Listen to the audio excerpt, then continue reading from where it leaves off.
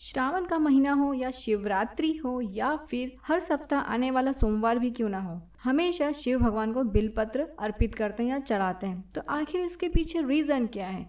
तो उसका रीजन है कि शिव भगवान ने विष पान किया था जो था बहुत ज्यादा गर्म। इसकी वजह से जब से भगवान शिव को बिलपत्र चढ़ाया जाता है, और बिलपत्र की तासीर होती है ठंडी। और जैसे कि हमें पता ही है कि हम कुछ भी चीज भगवान जी को चढ़ाते हैं तो वो एक प्रकार से प्रसाद का रूप हो जाता है। तो यही एक बहुत बड़ा रीजन होता है कि जो भी चीज हम भगवान को चढ़ाते हैं, बेलपत्र हो या फिर धतूरा हो या फिर कोई सा भी फूल भी क्यों ना हो, उन सभी के एक हेल्थ बेनिफिट होते हैं। और हम जो भी चीज भगवान को चढ़ाते हैं वो हम सभी को, मतलब भक्त जनों को, वो प्रसाद के रूप में मिलती है। तो इस बहाने हम उस चीज को कंज्यूम करते हैं और हमें हेल्थ बेनिफिट्स मिलते हैं। तो बिलपत्र की भी बहुत सारे हेल्थ बेनिफिट्स है। इसी वजह से बिलपत्र को इतनी ज्यादा क्वांटिटी में हम शिव भगवान को चढ़ाते हैं। जिससे अभी श्रावण सोमवार गया तो काफी ज्यादा अमाउंट में या क्वांटिटी में हमने शिव भगवान को बिलपत्र चढ़ाए होंगे। आप लोगों ने भी चढ़ाए होंगे तो आप बता सकते हैं कमेंट्स में। बहुत से लोगों के अलग अलग तरीके होते हैं, कुछ क्वांटिटी गिन के चढ़ाते हैं, कुछ लोग अनकाउंटेबल बिलपत्र चढ़ाते हैं। इस तरीके का सबका रीजन होता है। और बिलपत्र फिर हम प्रसाद के रूप में भी लेते हैं, तो इससे हमको हेल्थ बेनिफिट्स मिल जाते हैं। कुछ भी प्रॉब्लम होती है तो मार्केट जाते हैं तो हम कोई सी भी मेडिसिन ले लेते हैं और उसके बेनिफिट और उससे हम थोड़ा फायदा ले लेते हैं। पर हर मेडिसिन के कुछ साइड इफेक्ट होते हैं, वो तुरंत नजर नहीं आते हैं, कुछ दिनों बाद उसका इफेक्ट पड़ता है। पर आयुर्वेदिक चीजें हम अगर किसी भी प्रॉब्लम को ठीक करने में हम कंज्यूम करते हैं, जैसे बिलपत्र हो गया, जैसे कि कोई सी भी औषधि क्यों ना, उसका कोई साइड इफेक्ट नहीं होता, सिर्फ हमें बेनिफिट मिलता है। तो बिलपत्र ठंडी तासीर का होने की वजह से हमें इसे किस तरीके से लेना चाहिए, किस समय लेना चाहिए और किस तरीके से लेना चाहिए। जैसे कि गर्मी के मौसम में बिलपत्र में एक फल लगता है जिसे बेल बोलते हैं, जिसका आज के समय में काफी ज्यादा कंपनियां या फिर ब्रांड्स बेल का जूस बेचने में लगी हुई है, बेच रही है, अपना मार्केटिंग कर रही है। आपने देखा ही होगा, ऑनलाइन मार्केट में देख लो या फिर ऑफलाइन मार्केट में देख लो, या फिर कुछ लोग घर के आसपास लगा रहता है बिलपत्र, तो उनके यहाँ बेल फल लगता है, तो आप घर बैठे भी उसका जूस बना सकते हैं। तो फल तो बहुत कम क्वांटिटी में मिल पाते हैं, पर बेल पत्र अगर यदि हम अपने गमले में लगाते हैं या फिर अपने घर के बागीचे में लगाते हैं तो ये ज्यादा अमाउंट में हमें पत्तियां मिलती है, और इन पत्तियों का भी उतना ही बेनिफिट होता है जितना कि एक बेल फल में होता है। तो इसे लेने से हमें क्या बेनिफिट्स हो सकते हैं? तो फर्स्ट बेनिफिट तो यही होगा कि ये ठंडी तासीर का है।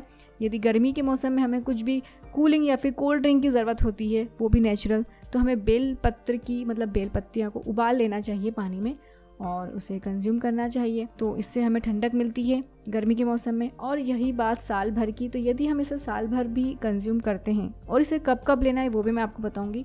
तो यदि हम इसे साल भर कंज्यूम करते हैं इस बेलपत्र का जूस, तो हमें इससे कूलिंग प्रॉपर्टी मिलती है, इम्यूनिटी बूस्ट होती है, और स्किन और बालों के लिए काफ़ी ज़्यादा अच्छा है क्योंकि ठंडी तासीर का होता है। तो स्किन पे जो भी पिंपल्स होती है उसकी वजह यही होती है कि हमारी बॉडी में हीट जनरेट हो जाती है ज़्यादा अमाउंट में, तो हमें पिंपल्स होने लग जाती है। हफ्ते में 2 दिन इसका जूस बना के लेना रहता है। यदि जूस लेना है तो सिर्फ 2 दिन, तो एक गिलास लेना होगा या लगभग 200 ml के आसपास उसमें पानी लेना है एक बर्तन में, और इसमें 2 से 3 पत्तियां बिलपत्र की डाल देना है और इसे गैस पे रख के उबाल लेना है। इतना उबालना है कि पानी की क्वांटिटी थोड़ी बहुत कम हो जाना चाहिए। और ठंडा होने के बाद इसे हमें सुबह सुबह ब्रेकफास्ट के टाइम पे हमें इस पानी को कंज्यूम करना चाहिए, तो हमें इसका प्योर बेनिफिट मिलता है। और रही बात, इतना सारी प्रोसेस करने की टाइम नहीं है। काफ़ी लोगों के पास ऐसा होता है कि बिलपत्र है पर उसका जो जूस बनाने का बिल्कुल भी टाइम नहीं है, या फिर काढ़ा भी कह सकते हो।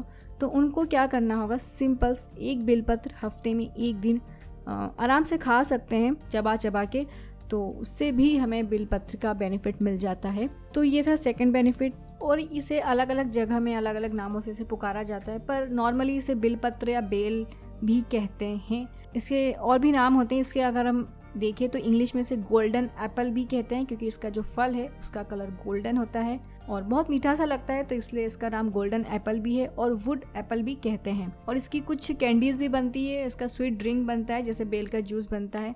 बेल पत्र को यदि जूस बना के पीने में कुछ अटपटा सा टेस्ट आ सकता है क्योंकि इसका टेस्ट थोड़ा सा पंजेंट होता है, तो हम इसे एक छोटी सी जो पत्ती रहती है बेल पत्र की, उसे हम निगल भी सकते हैं, उसका टेस्ट का पता भी नहीं चलेगा।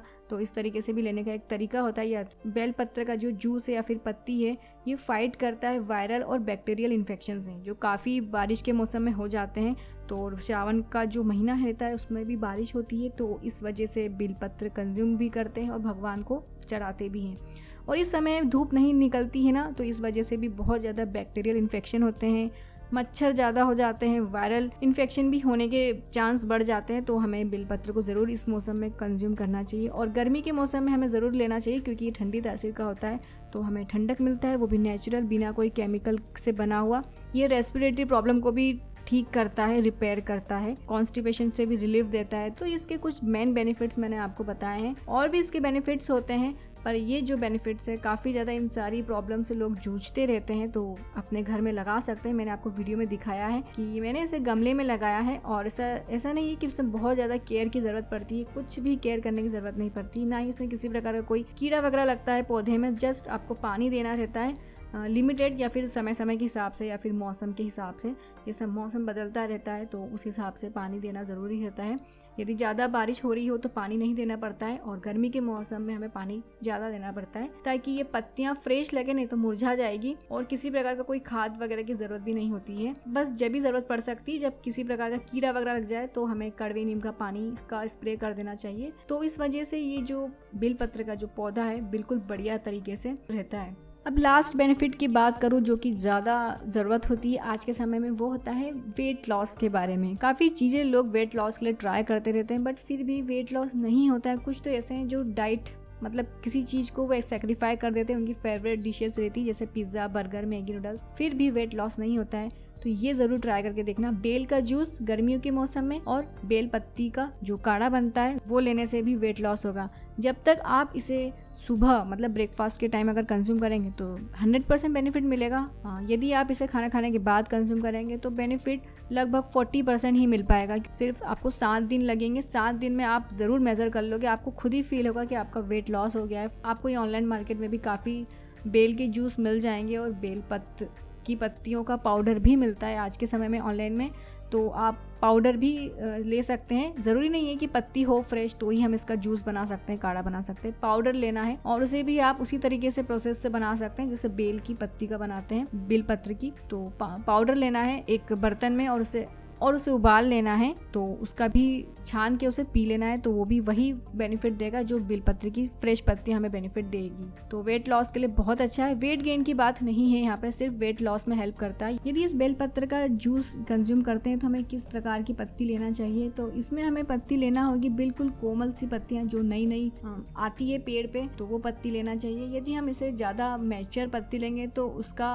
ज़्यादा स्ट्रॉन्ग टेस्ट भी आएगा और जल्दी बेनिफिट मिलेगा, ऐसा नहीं है। बस ये है कि उसका जो टेस्ट है वो थोड़ा स्ट्रॉन्ग हो जाएगा। तो ये थी बेलपत्र के बारे में एक छोटी सी इन्फॉर्मेशन। यदि आपके लिए हेल्पफुल रही है तो लाइक ज़रूर कीजिए, और आपने देखा इस चैनल को पहली बार तो ज़रूर सब्सक्राइब कीजिए और साथ में कीजिए बेल आइकन को क्लिक, ताकि आपको वीडियोस की नोटिफिकेशन मिल सके समय भी। और इस वीडियो को लास्ट तक देखने और सुनने के लिए आप सभी व्यूअर्स का बहुत बहुत धन्यवाद।